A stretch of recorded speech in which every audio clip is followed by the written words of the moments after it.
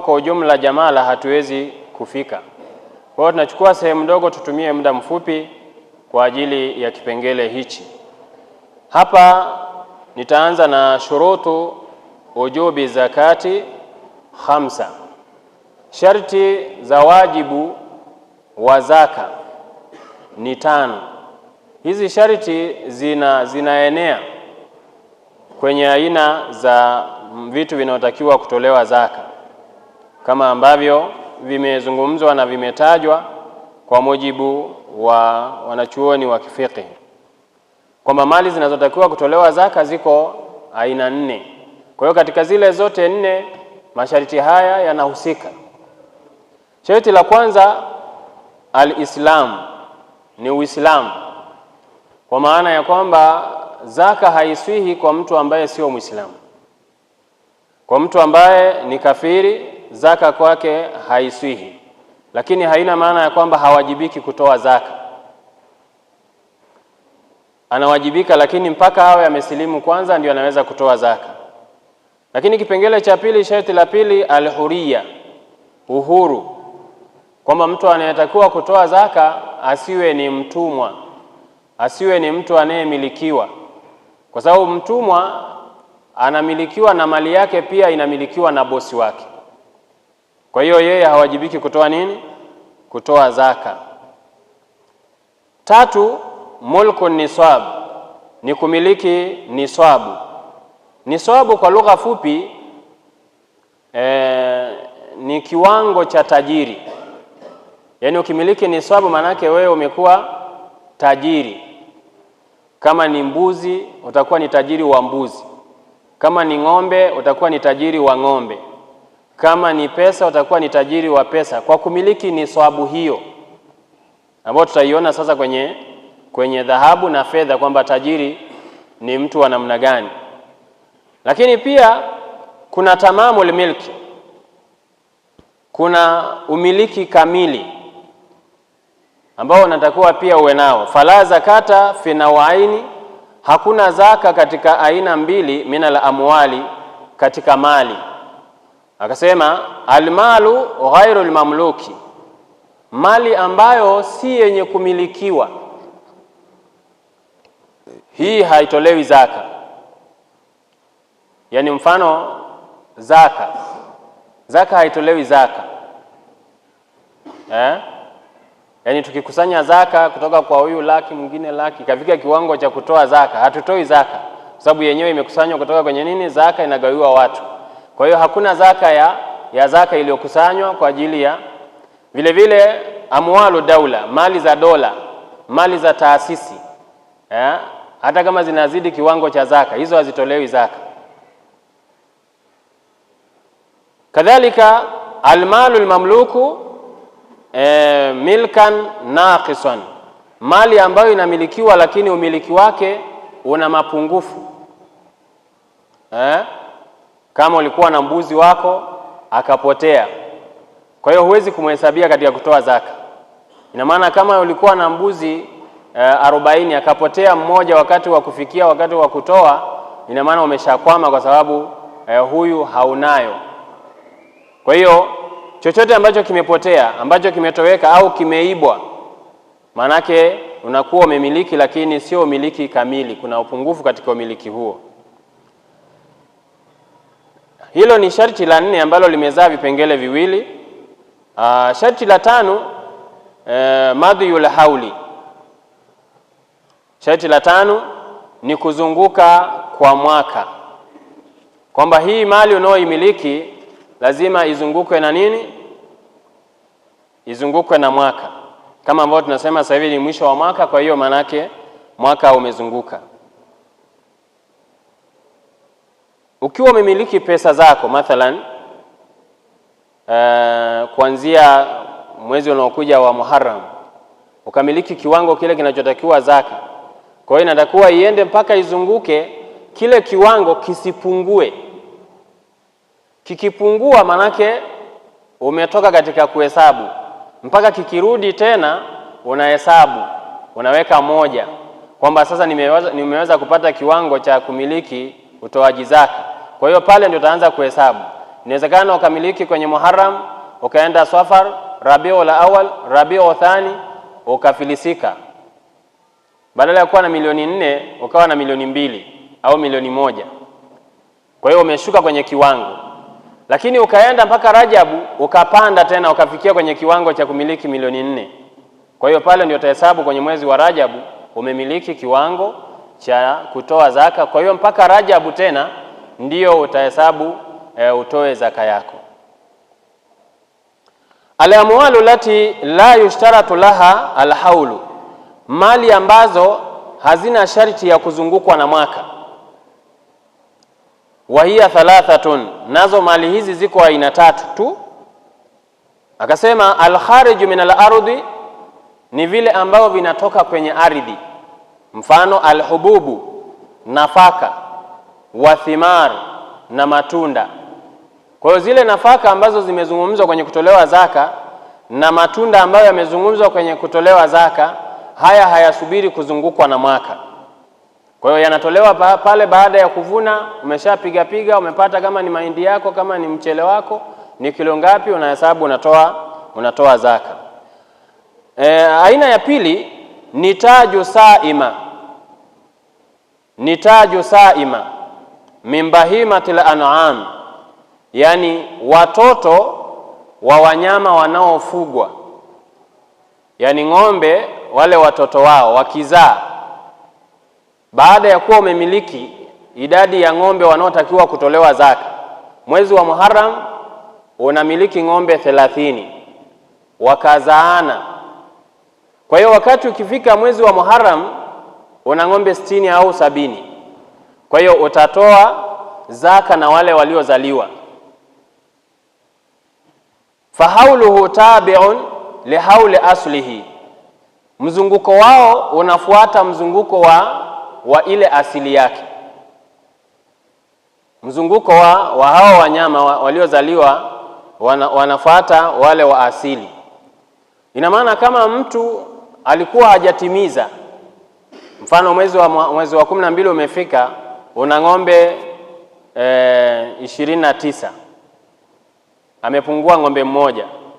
Baada ya kuingia Muharram akazaliwa ng'ombe 1. Kwa hiyo umetimiza kiwango cha kumiliki nini? Zaka. Kwa hiyo ina maana kiwango hichi kikishatimia unaenda mpaka mwezi mwingine wa Muharram. Kama watazaliwa wengine njiani, utawajumuisha kwenye kutoa zaka, hawatosubiriwa kuzungukwa na mwaka. Kwa hiyo ni sehemu ya wanyama wale ambao hawana haja ya kuzungukwa na mwaka, wanafuata ile asili yake. Vile vile namba 3, ribihu tijara, faida ya biashara, fahauluhu tabi'un lihauli aslihi. Vile vile faida unaoipata kwenye biashara yako, umemiliki kiwango cha pesa ya kufanyia biashara, kile ulichokimiliki ndio kiwango cha utoaji wa zaka. Kwa hiyo itakapokuwa imezaliwa hela nyingine ambayo ni katika faida, wakati wa kutoa zaka utaijumuisha, utaihesabu ile faida uingize kwenye nini? Kwenye mahesabu ya kutoa zaka. Tayib, al-amwalu lati tajibu zakatu fiha 4, mali ambazo ni wajibu kutolewa zaka ziko aina 4. 1, asaima min bahimatil an'am. Asaima ni wale wanyama tumesema ambao wamefugwa lakini wanachunga maeneo ya wazi, kama ni mbuga, kama ni jangwa, kama ni nini, hao ndio wanaotakiwa kutolewa zaka. Wanachunga sehemu ambazo ni pana zaidi, sio sehemu ndogo. Mfano labda una ng'ombe lakini unawalisha, unawakatia majani. Kuna wasaa labda unawatoa nje kidogo, wanakula pale nje, unawarudisha ndani. Hawa watolewi zaka. Wanaotolewa zaka ni wale wanaochunga maeneo ya wazi kwa muda mwingi. Lakini wale wanaoletewa chakula ndani, wanapewa maji ndani, hao hawatolewi zaka.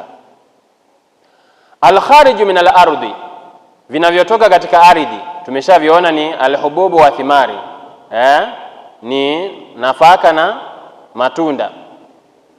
An-nuqudu wal athman, nuqud ambazo ni hizi pesa na vitu vya thamani. Al-athman wa hiya adhahabu, vya thamani vinakusudiwa ni nini? Dhahabu wal fidda wal awraq naqdiyya, na zile noti za kibenki. Hizi noti za kibenki isikupe tabu sana, ndio hizi noti tunazozitumia, ndio zinaitwa al-awraq naqdiyya, kwamba kila nchi, ukienda Saudia wana riali, ukienda Marekani labda wana dola. Sisi ukija huku tuna shilingi, tuna pesa ya kadha wa kadha. Hizo ndio ni pesa za kibenki.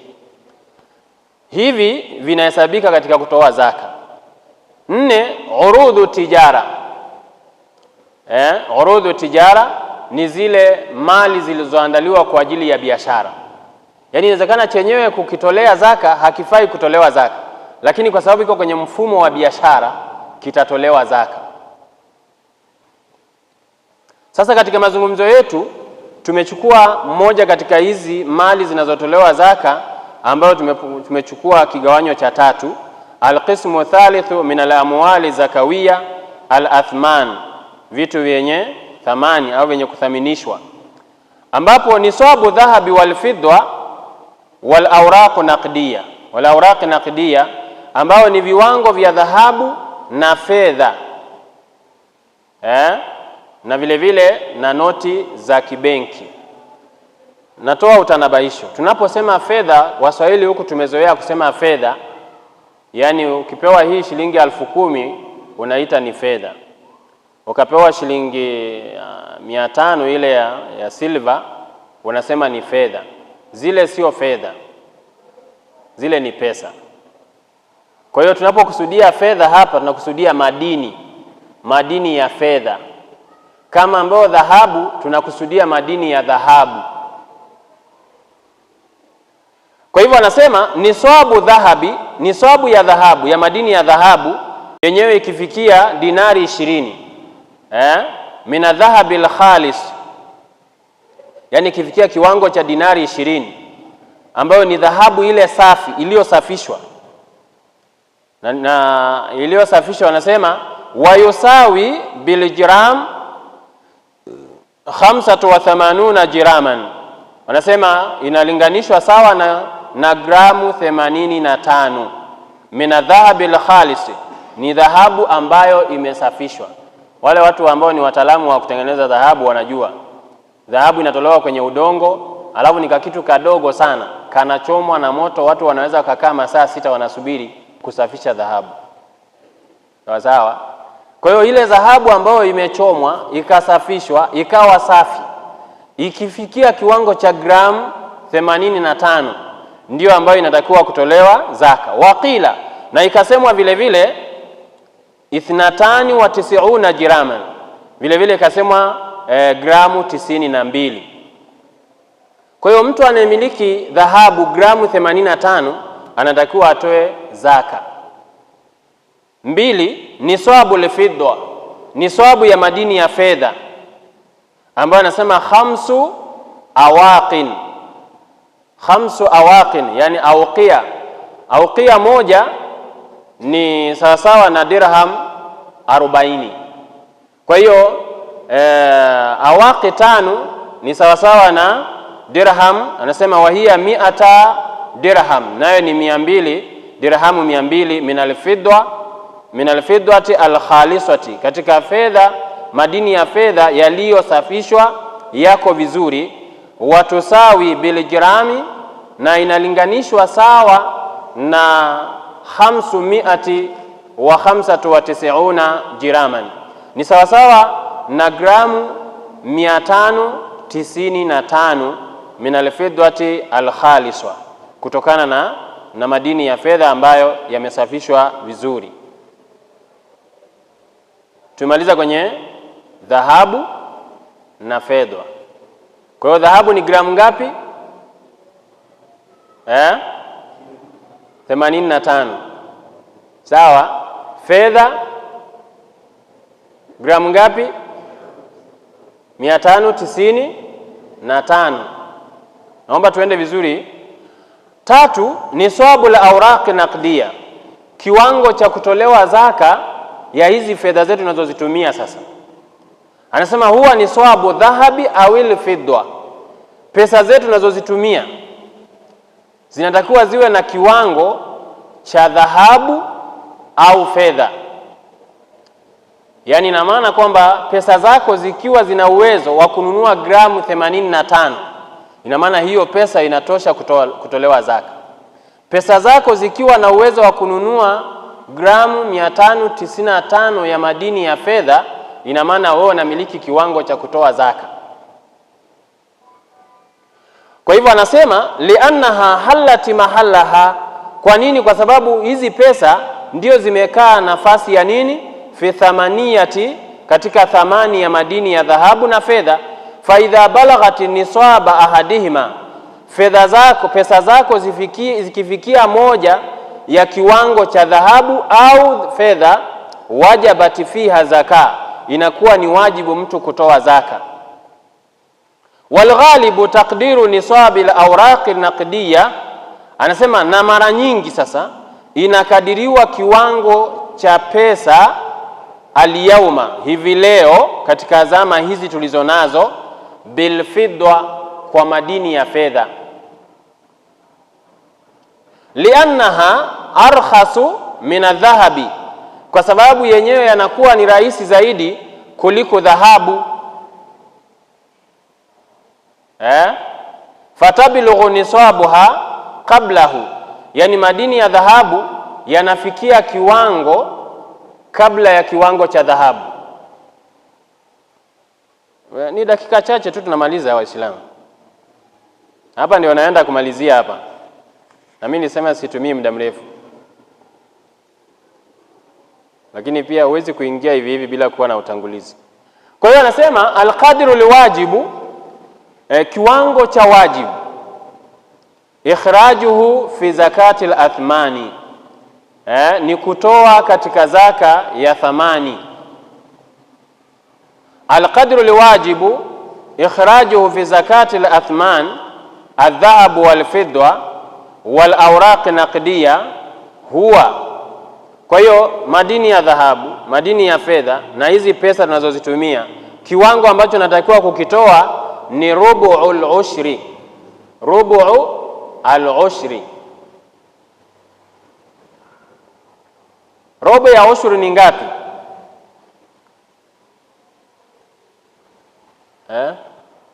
Si tuliweka ubao hapa tu, manake tunahitaji kutumia. Robo ya ushri ni 2.5. Ni 2 point ngapi?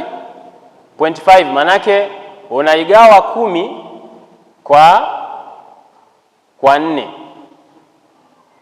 Sawa sawa? Unaigawa kwa 4 unapata ngapi? 2.5. Yani kwa hiyo unatoa 2.5. Asilimia 2.5 katika 100. Katika kila 100 unatoa 2.5 asilimia. Wa yumkinu ikhraju zakati min khilali ihda tariqatayn. Hapa sasa ndio mahala hapa kuandika. Anasema na inawezekana kutoa zaka kupitia moja ya njia mbili.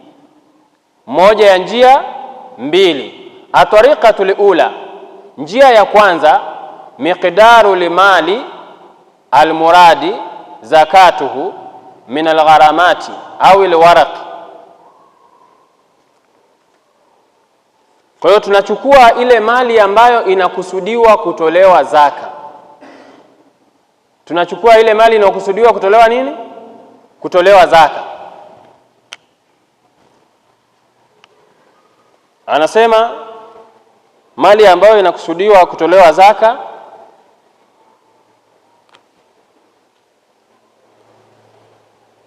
tuseme ni milioni 4. Hii ndio mali inayokusudiwa kutolewa nini? Zaka. Anasema unaigawanya kwa 40. Kiasi ambacho atakachokipata hapa ndio kiasi cha kutoa zaka. Sawa sawa? Ndio kiasi cha kutoa nini? Zaka. Akasema wa tariqatu thania, na njia ya pili, miqdaru limali limuradi zakatuhu unachukua mali inayokusudiwa kutolewa zaka ambayo ni hiyo milioni 4 mathalan, huu tunatoa ni mfano, unazidisha kwa 2.5 alafu unagawanya kwa 100. Jibu litakuwa utakalolipata hapa na hapa, jibu ni moja. Tunaelewana eh? Sasa tuende kwenye kiwango cha mtu kuweza kumiliki kutoa pesa. Kutoa pesa kwa kupima kwa kuangalia dhahabu. Hapa ndio tunamaliza eh? Ili tutoe pesa tunageuza tunabadilisha kutoka kwenye dhahabu kwenda kwenye pesa. Sawa sawa? Kwamba ukiwa na gramu 85 unatakiwa utoe zaka ya gramu 2.5. Sasa mimi nikiwa na pesa ninayoweza kununua gramu 85. Sawa? Gramu 80 na ngapi? Na 5. Lazima nijue gramu moja ya sasa kwa dhahabu ni shilingi ngapi. Kwa hiyo tunayo gramu 80 ngapi? Gramu 85. Na sasa hivi nilifanya uchunguzi wa kuangalia, wanasema gramu moja ni 375,023.86. Kwa hii tunazidisha na hizi gramu hizi ambazo ni za dhahabu ili tuibadilishe kwenda kwenye nini? Kwenye pesa ambazo nataka kutoa. Kwa hiyo ukizidisha gramu 85 mara 375,023.8, hiyo unapata ni sawasawa na